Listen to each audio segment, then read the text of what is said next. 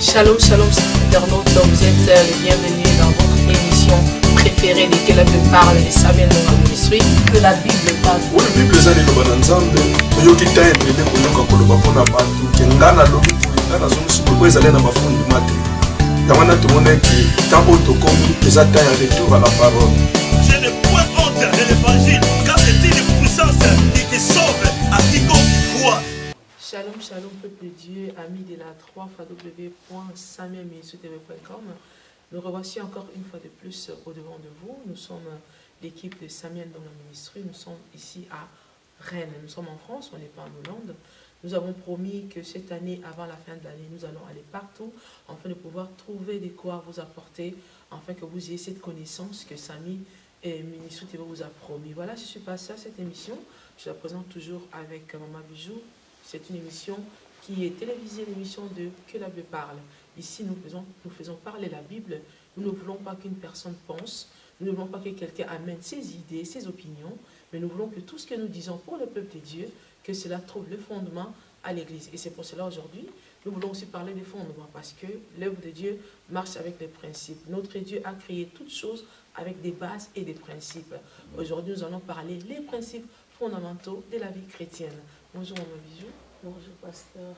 Nous avons reçu quelqu'un de très spécial aujourd'hui. Oui. Une personne qui doit se présenter, c'est parce que le peuple de Dieu, de l'émission que la Bible parle, ne le connaît pas. Pasteur, bonjour. Bonjour. Et comment allez-vous? Ça va très bien. Et le ministère, l'Église, le peuple de Dieu. Oui. Mhm. Ça marche très bien. Voilà. Par la grâce de Dieu. Nous avons une connaissance de vous, mais le peuple de Dieu qui vous suit, je ne sais pas qui vous êtes, peut-être en France, ici à Rennes on vous connaît, mais Samy Ministry TV est suivi dans le monde entier, à Jakarta, en Italie, partout en Afrique, au Congo, et que vous présentez, enfin que vous Dieu sache à qui ils vont recevoir cette portion que Dieu a bien apportée. Voilà, j'ai dit bonjour à tout le monde. Je m'appelle Frédéric Insola, je suis pasteur à Rennes. En France, d'abord, en France, et plus particulièrement à Rennes, à l'église APR, Assemblée Pentecôtiste de Rennes. Oh, voilà. Voilà. Et papa est marié, il a Je suis marié. On peut saluer maman. Maman est quelque part là. Bien. Donc je suis marié, je suis père de 7 ans. Oh, voilà. Et ça, c'est les enfants biologiques. Les enfants Il y biologiques. a aussi les enfants spirituels. Ah ben il y en a plusieurs. Il y en a Ici à plusieurs. Rennes ou bien... À Rennes et aussi partout. Ok, voilà, Maman Bijou. Nous avons reçu le pasteur Frédéric Oui, qui va nous tenir pendant au moins une demi-heure. Il va nous parler des principes fondamentaux de la vie chrétienne. Parce que nous savons qu'aujourd'hui, il y a tellement de choses qui se disent, des révélations. Les gens viennent du paradis, de l'enfer. Les gens, ils apportent tellement. Il y a l'église Internet qui aide aussi les fidèles Internet. Oui. Or, la Bible n'a pas, Christ n'a pas laissé l'église Internet. Il a bâti l'église sur une pierre, sur un fondement, une assemblée. Aujourd'hui, les gens disent que bon, même si je ne veux pas à l'église, il y a l'Internet. Donc, le pasteur Frédéric est venu pour nous parler des principes fondamentaux sûrement qui vont nous aider. Est-ce que tu as une idée sur le principe fondamentaux de la vie chrétienne? Bon, je ne vais pas donner mes propres opinions, Déjà, parfois, parce que ça sera parfois en dehors de ce que le pasteur nous a apporté. J'aimerais mieux bien l'écouter et puis dire ce que je pourrais dire. voilà, pasteur, nous allons laisser le temps et vous écouter un peu avant que nous venions sur des questions parce que les auditeurs, ils envoient des questions et nous allons recevoir des questions et nous allons vous poser pour eux. Et vous avez quelques minutes pour nous dire quels sont ces principes fondamentaux de la vie chrétienne. Voilà, donc ce thème, c'est un thème qui me tient à cœur. Parce que moi je sais que dans la vie chrétienne, c'est une vie. Donc une vie qui doit avoir des bases et des bases solides. Donc les principes fondamentaux de la vie chrétienne, c'est d'abord par rapport à la recommandation que le Seigneur nous a donnée dans la Bible, quand dans Matthieu chapitre 28, verset 19, le Seigneur nous a demandé d'aller partout et prêcher. et faire de toutes les nations des disciples, les baptisants au nom du Père et du Fils et du Saint-Esprit. Moi je sais que, bon, s'il a parlé aux premiers disciples, ces paroles sont valables pour nous aujourd'hui. Donc ces paroles, c'est pour nous aussi qui sommes des disciples. Donc nous devons aller et faites de toutes les nations des disciples. Donc, en obéissance... Mais pas des croyants. Pas de croyants. Est-ce qu'il y a une différence entre un croyant et un disciple? Donc, parce que j'attends, des fois, les gens disent que moi, je suis croyant. Voilà. Et quand on dit croyant, on parle de croyance peut-être à une religion. Oui. Mais nous sommes croyants aussi, mais plus particulièrement, nous sommes disciples de Jésus-Christ. Quand Jésus-Christ a dit, allez, faites de toutes les nations des disciples, donc nous sommes des disciples de Jésus, comme le premier disciple pendant le ministère de Jésus. Donc, il avait 12 disciples, mais ces disciples-là, ils avaient comme mission d'aller aller répandre la bonne nouvelle. Quel est le caractéristique du disciple? Le disciple... Différent du croyant du véritable. Voilà, le disciple, c'est celui qui suit un maître. Okay. Voilà. Donc, un disciple... Il doit d'abord avoir un maître. Voilà, il doit avoir un maître. Comme nous, nous avons notre maître, c'est Jésus-Christ. Oui. Le disciple, c'est celui qui reçoit les enseignements du maître et il fait ce que son maître lui demande. Voilà, allez-y. Voilà. Donc, en obéissance à cette recommandation, nous, les enfants de Dieu, qu'est-ce que nous allons faire? C'est d'aller et d'évangéliser. Voilà, moi, je demande à tout chrétien, aujourd'hui, s'il ne le fait pas, s'il ne l'avait pas fait avant, c'est de commencer à évangéliser. Parce que ça, vraiment, c'est une recommandation de notre Seigneur. Oui. Il dit, allez, faites de toutes les nations des disciples.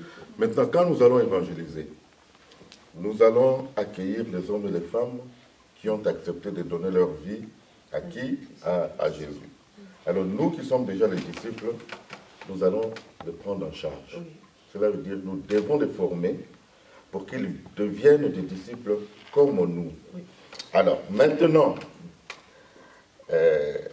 ils doivent être préparés pour qu'ils deviennent disciples, comme je dis, mais il faut qu'on leur donne des bases, des bonnes bases. Vous savez que la vie chrétienne est une vie victorieuse. Oui.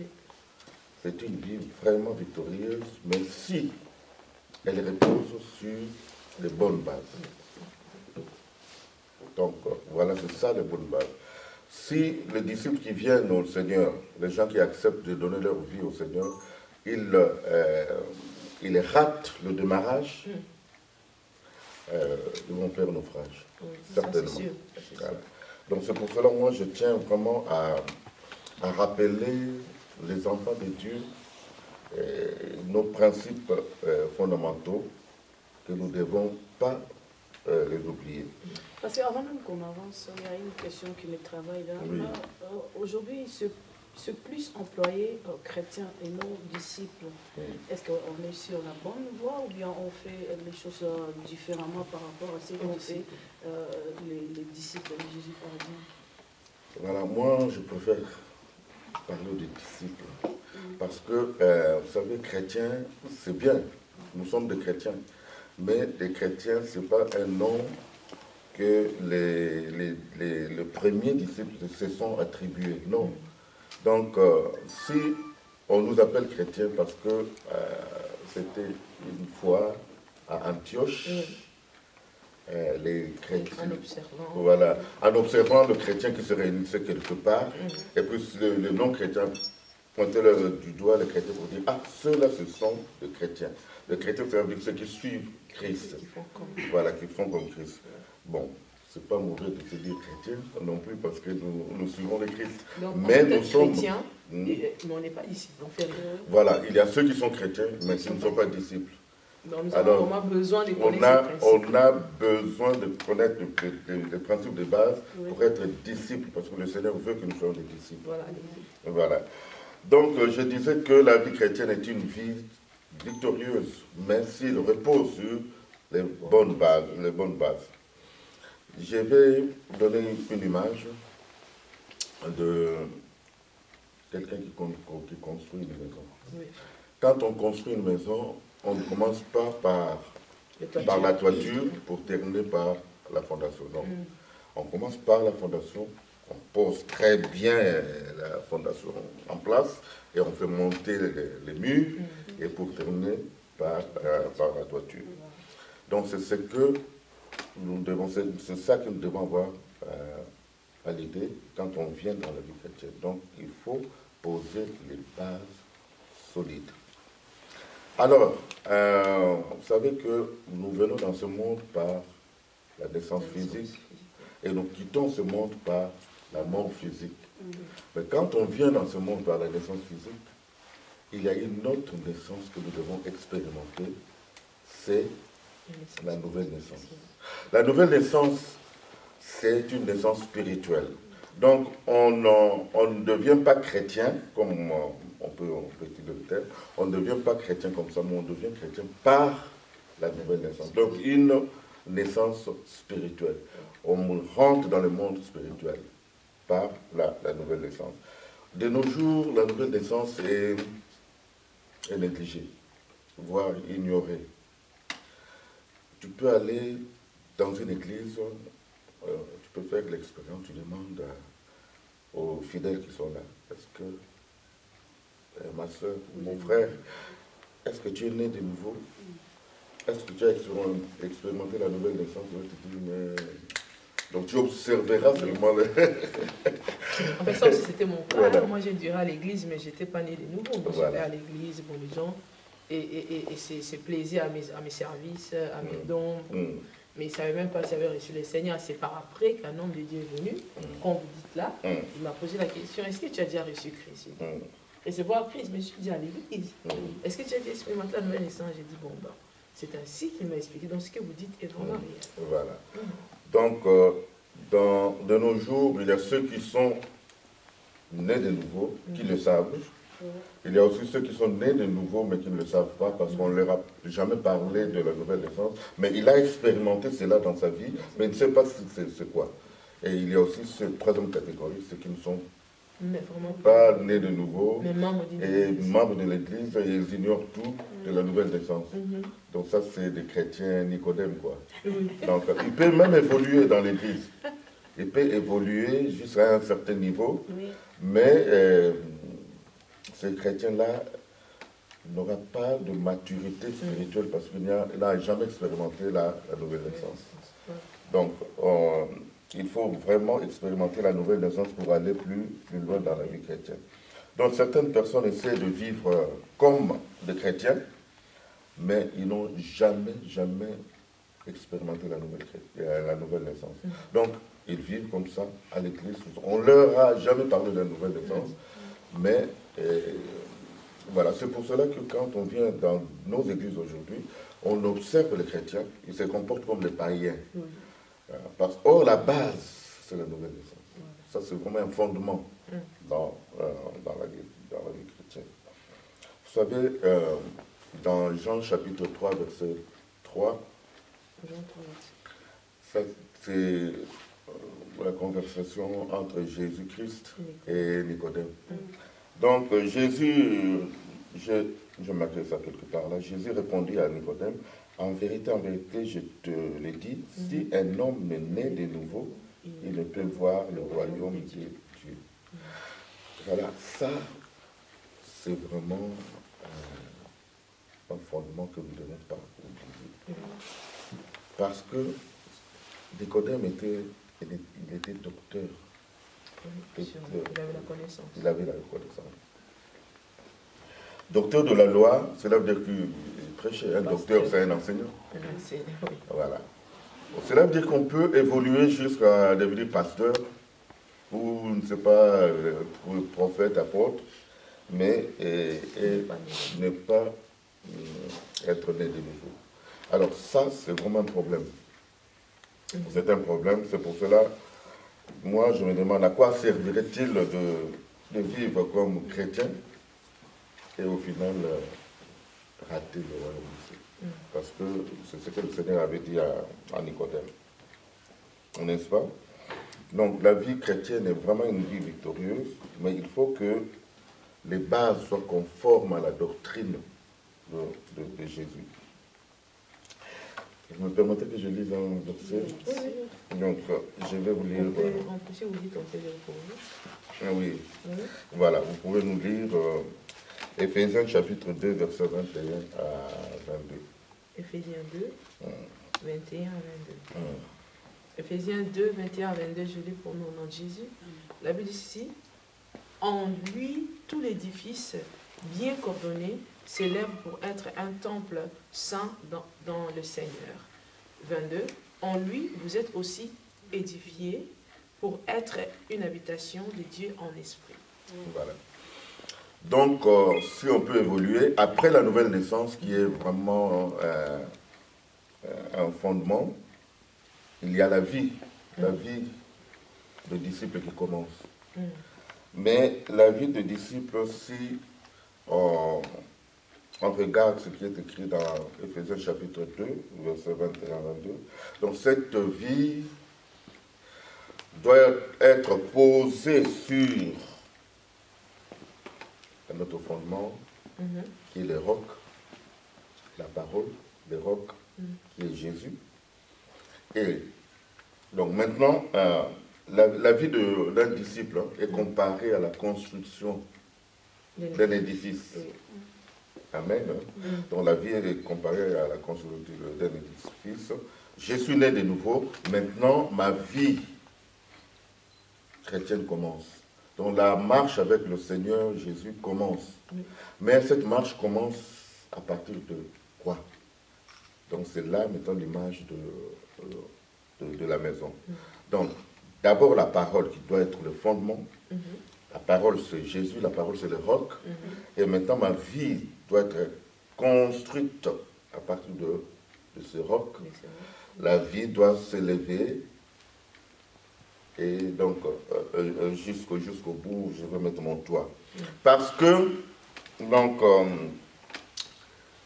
moi, disciple du Seigneur, je dois être capable de dire que ce corps est le temple de Dieu.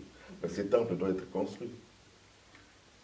Ce temple, ce n'est pas tout le monde dans l'église qui peut se dire temple de Dieu. Pour se dire temple de Dieu, il faut vraiment que ta vie marche sur les normes, que la vie soit posée sur le roc qui est Jésus-Christ de Nazareth. Voilà. Et tout cela, c'est après la nouvelle naissance. Oui, mais il y a combien de principes en fait? Voilà, quand je dis principe, je dis au pluriel. Oui, vous n'avez pas les principes. Voilà, bon, là, moi, pour le temps qui nous est imparti, je vais vous parler de 2 principes. Ok, voilà. Mais il y en a plusieurs, il y a plus que 2. Bon, il y a plus que 2, okay. Voilà. Donc, les 2 principes que je vais vous parler, d'abord, je parle de la nouvelle naissance. Et je parle maintenant de la vie de chrétien, la vie chrétienne qui doit être construite. Cette vie doit être construite ayant pour fondement la parole de Dieu. Jésus-Christ. Quand on dit la parole, on dit Jésus, on sait que au commencement était la parole était avec Dieu, ainsi de suite, on connaît ces versets. Voilà. Donc, la vie doit être construite. Cet édifice doit être construit. Comme on voit dans 1 Pierre, chapitre 2. 1 Pierre, chapitre 2, verset 5, si tu peux nous le retrouver, parce que... 1 Pierre... chapitre 2, verset 5. 1 Pierre 2, 5. 1 Pierre 2, 5, je lis pour nous au nom de Jésus. Il dit, et vous-même, comme des pierres vivantes, édifiez-vous pour former une maison spirituelle, un saint sacerdoce, enfin, d'offrir des victimes spirituelles agréables à Dieu par Jésus-Christ. Voilà. Et vous-même édifiez-vous. Donc le verbe édifier, voilà, bâtir ou construire. Voilà. Édifiez-vous pour devenir quoi, pasteur? Attendez. On revient encore. Pierre 2, 5. Très important. Oui, il dit, édifiez-vous pour former une maison spirituelle. Voilà, une maison spirituelle. Édifiez-vous, cela veut dire que vous devez construire votre vie pour que ça devienne une maison spirituelle ou un temple. Voilà. Un temple de Dieu. Il dit un sacerdoce, un saint sacerdoce pour offrir des victimes spirituelles agréables à Dieu par Jésus-Christ. Voilà. C'est ça que nous devons faire. Donc, un chrétien qui est né de nouveau doit construire sa vie ayant pour base la parole de Dieu ou le roc qui est Jésus-Christ et ainsi, tu vas maintenant évoluer. Évoluer, cela veut dire que à force de prier, de lire la parole de Dieu, de pratiquer la parole de Dieu, tu évolues au sein de l'Assemblée. Tu vas acquérir la maturité spirituelle. Voilà. Et voilà quoi. Et tu peux plus tard devenir un ministre de Dieu. Le Seigneur Jésus, quelque part, il a dit, parlant de nous, des disciples, toi qui me sers, suis-moi. Oui. Donc nous voulons toujours servir le Seigneur, mais nous ne voulons pas suivre le Seigneur. Okay. Donc toi qui sers le Seigneur, tu dois le suivre. Mais peut-on servir quelqu'un sans le suivre? Dans le contexte de la vie chrétienne, non, on ne peut pas servir le Seigneur sans suivre le Seigneur. Mais dans une vie normale comme ça, quotidiennement, est-ce que je peux vous servir sans vous suivre? Dans la vie quotidienne, me servir sans me suivre, peut-être ça peut arriver. Mais parce que nous avons eu aussi le disciple dans l'ombre, qui ne suivait même pas Jésus. Un jour, Jésus est mort et lui, il va venir avec tout ce qui est pour enterrer Jésus, qui va se présenter. Apparemment, il n'a jamais suivi Jésus comme les apôtres l'ont fait.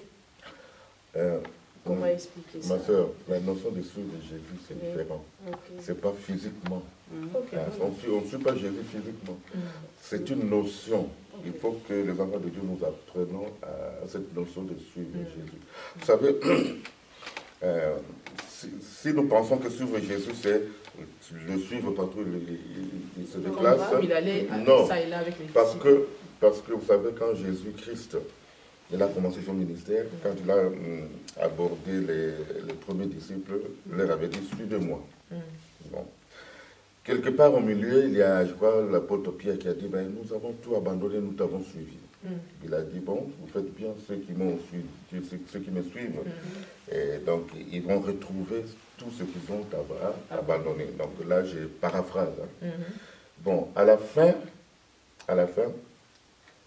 quand Jésus est mort, il est ressuscité, il est apparu aux disciples qui étaient au bord de la mer. Non, au bord de la mer. Au bord de la mer, ils étaient en train de pécher.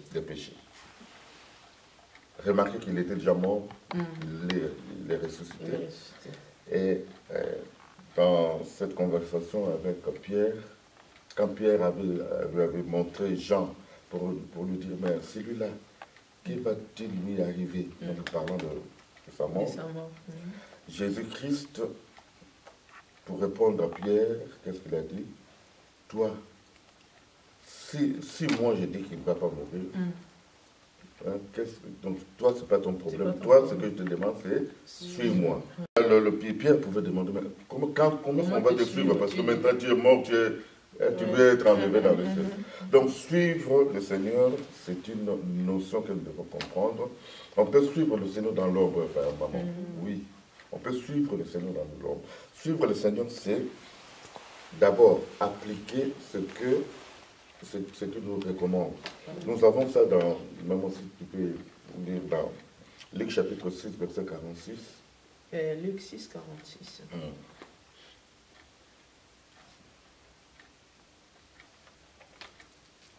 Luc 6, voilà. Luc 6, 46. J'ai lu pour nous notre Jésus. La Bible me dit ceci. Pourquoi m'appelez-vous Seigneur, Seigneur, et ne faites-vous pas ce que je dis? Voilà.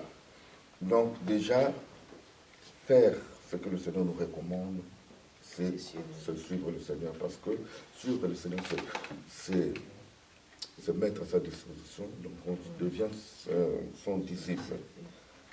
Là, le Seigneur se demande pourquoi vous me dites Seigneur, et ne faites-vous pas ce que je dis. Parce que, oui, c'est ça c'est la nature humaine, nous ne faisons pas exactement ce que le Seigneur nous demande. C'est pour cela, quand tu vois le texte qui suit là, moi j'aimerais que donc on les lise dans Matthieu chapitre 7, verset 24 à 27. Matthieu 7,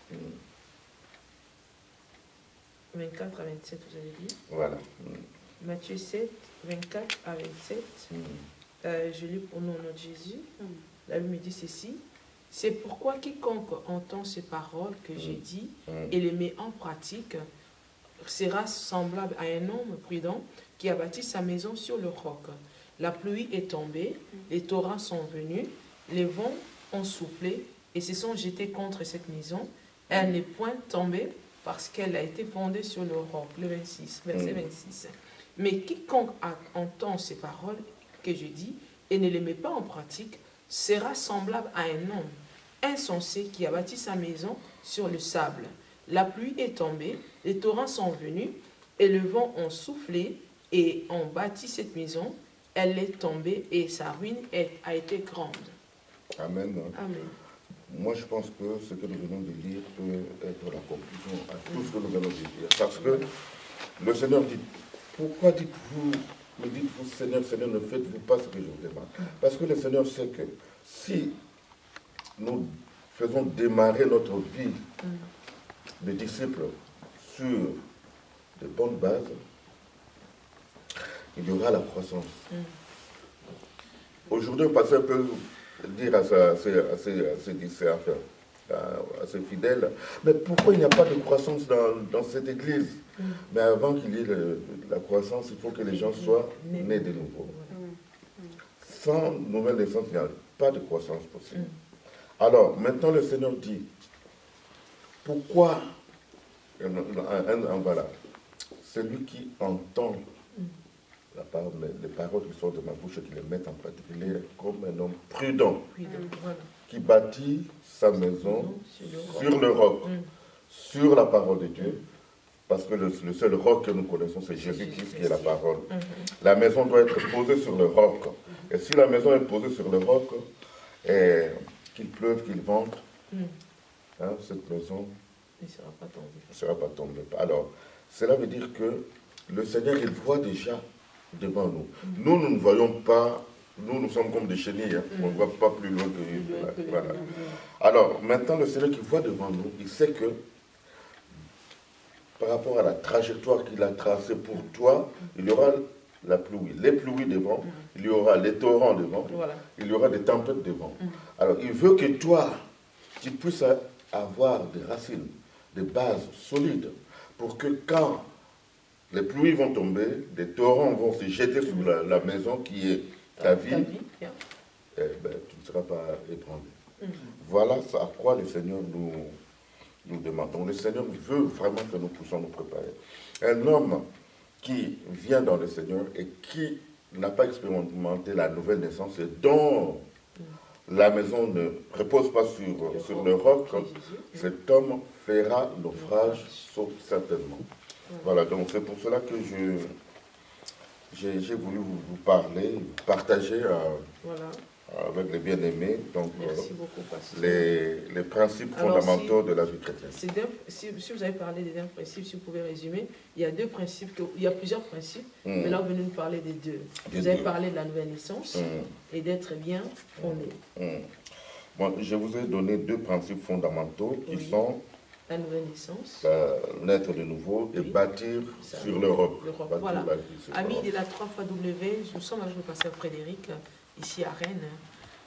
Il est venu nous parler des principes fondamentaux de la vie chrétienne. Il nous a cité quelques-deux, parce qu'il y en a plusieurs. Il a parlé de la nouvelle naissance, être bâti sur le roc qui est la parole de Christ. Et voilà, pasteur, j'avais une question, rapidement, parce que nous courons vraiment derrière le temps. Et est-ce qu'on est chrétien ou on le devient? Parce que j'entends beaucoup de gens dire que je suis chrétien. Est-ce qu'on le devient ou on est, dès qu'on sort de son père et sa mère, on est déjà chrétien, puisque eux aussi partent à l'église, ils lisent la Bible. Les pasteurs. Ou les pasteurs. On n'est pas né chrétien, on le devient par la nouvelle naissance. Voilà. Parce que quand nous naissons, nous naissons avec notre nature pécheresse. Donc nous avons hérité les péchés de nos ancêtres. Si vous dites à quelqu'un, le verset de 1 Jean 12, à tous ceux qui l'ont reçu, il a donné le pouvoir de devenir enfant de Dieu. Et c'est en ce moment, quand on reçoit Christ, qu'on devient enfant de Dieu. Donc il faut recevoir Christ, il faut accepter Christ comme Seigneur et Sauveur. Il y a beaucoup de choses qui se passent quand tu acceptes Christ de ton cœur, de tout ton cœur, il y a quelque chose qui se déclenche spirituellement. Voilà, dans ta vie. Donc on n'est pas chrétien, on le devient. On devient chrétien. Voilà. Alors, Par si la nouvelle naissance. Si on devient chrétien, comment expliquer pour nos enfants? J'ai un enfant de 6 ans, par exemple, qui n'a pas encore reçu Jésus comme Seigneur et Sauveur, parce que jusque-là, il doit d'abord être né de nouveau, mais il n'est pas né de nouveau. Et cet enfant-là, Jésus revient aujourd'hui. Il aura où? Parce qu'il n'est pas né de nouveau. Vous savez, je crois que cette question est très pertinente. Mais nous savons que les enfants, quand nous venons au Seigneur, un enfant, dès sa naissance, il ne connaît rien. Un enfant, dès sa naissance, il a une nature qui n'est pas pécheresse d'abord. Le Seigneur Jésus, vous savez que quand il parlait aux adultes, à ses disciples, il avait pris un petit enfant pour mettre devant pour dire le royaume des cieux appartient à ceux qui ressemblent à ce petit enfant. C'est qui n'est pas enfant, mais c'est qui ressemble. Qui ressemble. Un enfant qui est enfant. Moi, je parle d'un enfant qui est un enfant et qui n'est pas encore né de nouveau. Parce que tout à l'heure, vous avez dit qu'on n'est pas né chrétien. Et cet enfant-là qui n'est pas né chrétien, Jésus revenait aujourd'hui. C'est ça. C'est comme si la Bible s'est contredite. Non, la Bible n'était contredite. Attendez, j'ajoute à sa question. Et vous avez évoqué tout à l'heure que les enfants naissent sans nature pécheresse. Or, la Bible dit tous ont péché, ont été privés de la gloire de Dieu. Pourquoi? Parce que lorsqu'on est déjà d'une femme, on est automatiquement, on a cette nature pécheresse. Mais vous venez d'évoquer tout à l'heure que non, les enfants, ils sont innocents, tout ça. Et cette nature-là d'Adam et Ève, c'est parti où? Non, mais les enfants, quand nous venons au monde, nous avons déjà ce péché-là de l'esprit, notre esprit ne vit plus. L'esprit, quand on vient, même un enfant qui vient là, l'esprit est mort. Cet esprit-là doit être régénéré quand tu vas accepter Jésus comme Seigneur et Sauveur. Non, mais mon problème est qu'il sera sauvé par rapport à quoi? Si Jésus revenait aujourd'hui, parce qu'il n'a pas encore reçu, il n'est pas encore né de nouveau. Parce que jusque-là, je n'ai pas encore ma réponse. Ma réponse. Oui. Quand nous venons ici sur terre, nous venons pour accomplir une mission. Un enfant qui vient de naître, qui meurt, mais un enfant qui vient de naître, qui meurt, il n'a même pas encore commencé sa mission. Moi, je suis sûr que c'est dépendant à l'autorité de Dieu. Voilà, à l'autorité de Dieu. Aussi, quelqu'un qui vient, qui n'a même pas encore accompli sa mission, je pense que qui meurt, cette personne, je crois qu'il peut revenir encore pour faire sa mission. Parce qu'on vient sur terre pour accomplir une mission. Comment il reviendra? Vous parlez de l'incarnation? Non, écoutez ce que je veux dire. Je ne dis pas que la personne là pouvait exactement revenir. Moi, je dis la personne qui vient, qui n'a pas encore accompli sa mission. Il meurt. Cette personne-là n'a rien fait. Il est repris par le Seigneur. Donc c'est comme si, retour à la case de départ. Ben, si tu retournes à la case de départ, ça, c'est le Seigneur qui sait ce qu'il va faire de cette personne. Où il va. Ça, c'est notre enseignement. On peut être aussi un adulte, mais on n'a pas aussi accompli sa mission. Non, on peut être adulte, mais on n'a pas aussi accompli sa mission. C'est pareil à un enfant qui vient de naître. Mais moi c'est pas pareil, c'est pas pareil, ma soeur. Moi qui ai été adulte, parce que lui aussi, il avait cette nature-là. Il n'a pas encore reçu Jésus jusque-là. Il a encore cette nature-là. Mais qu'est-ce qui va l'autoriser de voir le Seigneur malgré son innocence? Mais il y a la nature pécheresse. Un enfant qui vient, qui n'a pas encore la maturité, cet enfant est innocent. Parce que cet enfant, il devait d'abord grandir. Parce que vous savez, quand on grandit, nous, on ne donne pas de baptême comme les catholiques quand on est bébé. On laisse l'enfant qui puisse acquérir la maturité un peu. Et pour savoir le bien et le mal, la connaissance. Pour discerner le bien et le mal avant si nous continuons... Alors cet enfant-là, pour moi cet enfant qui vient, qui ne connaît encore rien, donc qui meurt pour moi, il n'a pas commis de péché. Malgré la nature-là pécheresse que nous héritons, on ne lui a même pas donné les moyens de grandir pour... Même si ses parents sont païens. Même si ses parents sont païens, Pasteur, pour moi, un enfant... Pasteur Frédéric, écoutez, oui. Moi, je pense que si nous allons dans cet angle-là, on va prendre beaucoup de temps parce oui. que j'ai déjà une question ici que je voulais bombarder par rapport à l'enfant que vous êtes en train d'évoquer parce qu'il y a des enfants qui, étant petits, sont sorciers. Ah, c'est pour ça que je dis, on voit de notre principe, il est déjà en train d'accomplir ce que sa mission voilà. Au cas de un enfant qui est sorcier, ça c'est différent de ce que nous avons évoqué. Okay. Vous avez dit, un enfant peut être sorcier mais pas né de nouveau. Si un enfant peut devenir sorcier, ça veut dire un enfant peut naître de nouveau. Comment un enfant peut être sorcier? Oui, pourquoi ça arrive seulement qu'il puisse prendre ce qui est négatif facilement étant bébé, mais il ne peut pas prendre ce qui est positif, les choses de Dieu étant enfant, parce qu'il est ignorant. Pourquoi? Mais écoute, un homme quand il vient au monde, il est enfant. Il ne connaît pas encore distinguer le bien et le mal. Oui. Cet enfant-là, on ne peut pas le condamner, même s'il prend la sorcellerie. Non, s'il prend la sorcellerie, là, c'est vraiment condamnable. Parce qu'il prend la sorcellerie, comment? Cela veut dire que cet enfant-là, il a été trompé par il est toujours innocent. On revient à l'innocence. Non. Quand il est trompé comme ça, vraiment, ça c'est... Mais pasteur Frédéric ne peut pas être utilisé par l'esprit de Dieu. Attendez, pasteur Frédéric, ça, on vous appellera autrefois. On parlait de cet enfant qui est ignorant. Mais moi, je voulais poser deux questions par rapport à l'enseignement que nous avons aujourd'hui. Avant de finir, je ne sais pas si moi j'ai une question. Moi, je voulais savoir, vous avez parlé tout à l'heure de Joseph d'Arimathée, pour que nous revenions dans nos moutons. Et vous avez parlé de Joseph d'Arimathée, il était disciple, et vous avez expliqué que suivre Jésus, ce n'est pas seulement physique. Nous avons compris que suivre d'abord la parole de Dieu, obéir à ses commandements, c'est ça suivre Jésus. Mais lorsque Judas est mort, on doit choisir un disciple. On donne les caractéristiques, les conditions pour que quelqu'un devienne disciple. Et ils ont dit ceci, celui qui sera disciple, c'est celui qui a connu, qui nous a suivis dès le baptême et jusqu'à la mort. Mais comment l'apôtre Paul, il s'est dit disciple, il n'était pas au baptême, il n'a pas suivi jusqu'à la mort, lui il était dans d'autres choses qui étaient contraires même à ce que les disciples ont donné comme condition. Et ici, Joseph d'Arimathée, on ne connaît pas vraiment son histoire, mais juste une brève information que quelqu'un dans le secret. Alors, est-ce que la condition vraiment pour être disciple de Christ, c'est ce que les apôtres ont donné dans la chambre haute? Ou bien la condition pour être disciple de Christ, c'est aller faire de toutes les nations des disciples? Non, pour devenir disciple de Christ, c'est suivre le Seigneur. Voilà.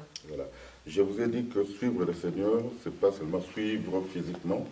On peut suivre le Seigneur sans pour autant être là. Vous savez, sur le chemin d'Emmaüs, les deux disciples là, ils étaient avec Jésus. Et vous regardez sur la liste des disciples, vous ne verrez pas leur nom. Ça, c'est vrai. Voilà. Mais ils ont suivi le Seigneur. Voilà. Donc on peut suivre le Seigneur sans pour autant qu'on soit là physiquement. Nous, ici, nous sommes des disciples du Seigneur. On suit le Seigneur. Mais il est à la droite du Père. Voilà.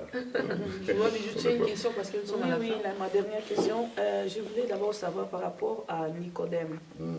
Qui apportait déjà un enseignement, qui était déjà enseignant, donc il amenait déjà un enseignement, mais lui-même n'était pas encore amené de nouveau. Qu'est-ce que fait ces messages, ces enseignements par rapport à ceux qu'ils écoutent? Est-ce que c'est bon ou bien comment? Parce que lui-même n'est pas encore né de nouveau. Vous savez, il n'est pas né de nouveau, il est en train de former des disciples. Mais le Seigneur peut faire en sorte que ces disciples-là qui écoutent sa parole puissent être nés de nouveau. Voilà, ça c'est rien. Mais lui-même n'était pas né de nouveau. Ça arrive qu'un parent ne soit pas riche après ses enfants deviennent riches. Lui-même n'est pas né de nouveau, donc il doit expérimenter la nouvelle naissance. Voilà, non, moi, nous sommes vraiment à la fin. Laisse passer jusqu'au conclure. Et puis nous allons... Est-ce que pasteur n'a pas encore fini sa phrase, je pense. Oui, allez-y. Non, je disais que, donc voilà, cette notion de suivre, dans nos églises aussi, il y a des personnes comme ça. On peut c'est pas parce qu'on est pasteur qu'on est de nouveau. Il y a ceux aussi qui ont loupé le démarrage. Donc quand tu loupes le démarrage, cela ne veut pas dire que tu ne vas pas acquérir des connaissances bibliques. Donc tu as des connaissances, mais sauf que tu as loupé le départ, qui est la nouvelle naissance. Pasteur, pendant que vous parlez de Nicodème, ça c'est une toute dernière fois, vous parlez la toute dernière fois. Nicodème, il n'était pas né de nouveau, mais il était pasteur, il était un docteur. Mais est-ce que la nouvelle naissance par rapport à Nicodème n'est pas après Christ ou avant Christ? Parce qu'il est pasteur avant Christ. Il n'est pas pasteur après Christ. Est-ce que vous ne trouvez pas que peut-être Nicodème, le problème n'était pas parce que Christ, ils n'avaient pas encore cette révélation de la nouvelle naissance. C'est pour cela qu'ils enseignaient sans toutefois être nés de nouveau. Par rapport au pasteur d'aujourd'hui, moi je ne crois pas qu'un pasteur d'aujourd'hui, il enseigne jusqu'à un niveau qui ne soit pas né de nouveau. Je trouvais ça un peu... Mais si vous donnez l'exemple de Nicodème, parce que Nicodème était quand même docteur, en même temps n'était pas né de nouveau, pour lui ça se comprend, parce que la nouvelle naissance, quand est-ce qu'est venue la nouvelle naissance? Moi je veux te répondre par rapport à Nicodème. Vous savez que le Seigneur Jésus-Christ, il avait profité de la présence de Nicodème pour enseigner, pour nous donner cet enseignement. Peu importe qu'il soit né avant Jésus ou après, mais le Seigneur voulait nous donner cet enseignement-là de nouvelle naissance, parce que cela veut dire, il ne s'est pas seulement adressé à Nicodème, il a parlé à nous tous, à toute l'humanité. Donc il faut naître de nouveau pour entrer dans le royaume de Dieu. Donc cet enseignement... Les derniers mots pour le peuple de Dieu qui vous suivra de partout, par rapport à notre thème d'aujourd'hui. Donc maintenant, nous avons terminé, mais ce que je vais nous dire à nous tous, qui sommes déjà disciples du Seigneur, c'est de ne pas oublier le démarrage dans la vie chrétienne. Dans le démarrage. Quand vous démarrez mal, vous allez faire naufrage, certainement. Dans le démarrage, je dis le démarrage de la nouvelle naissance, et aussi le démarrage, et aussi la construction de la maison sur le roc. Voilà, vraiment passage qui est très bien. Voilà, amis de la 3 fois www.samuelministry-tv.com. C'était le pasteur Frédéric Arène et il nous a parlé des fondements de la vie chrétienne. Il a dit qu'il y en a plusieurs, mais il nous a parlé que de 2. Et nous avons été bénis par cet enseignement parce que je crois aussi, vous qui êtes derrière vos écrans, vous avez aussi été bénis. Mais sinon, nous avons le contact du pasteur Frédéric. Appelez-nous, écrivez-nous, allez dans notre site, ouvrez dans notre page Facebook Samuel Ndonga Ministry. Et vous allez voir et vous allez nous écrire et nous allons vous répondre. On va faire inviter encore le pasteur Frédéric. Il est très disposé, il a beaucoup de choses, il a écrit beaucoup de choses. Donc, je pense qu'il aura toujours quelque chose à dire. Et quant à moi, nous vous quittons de l'écran. Mais dans vos esprits, nous voulons demeurer parce que nous reviendrons encore comme les années passées. Nous serons toujours là. Samuel nous reste jusqu'aux extrémités de la terre. J'étais avec Maman Bijou et avec le pasteur Frédéric. Nous avons derrière nous des caméramans qui nous ont vraiment soutenus, qui nous ont pris en image. Et nous vous aimons beaucoup. À la prochaine. Au revoir. Au revoir.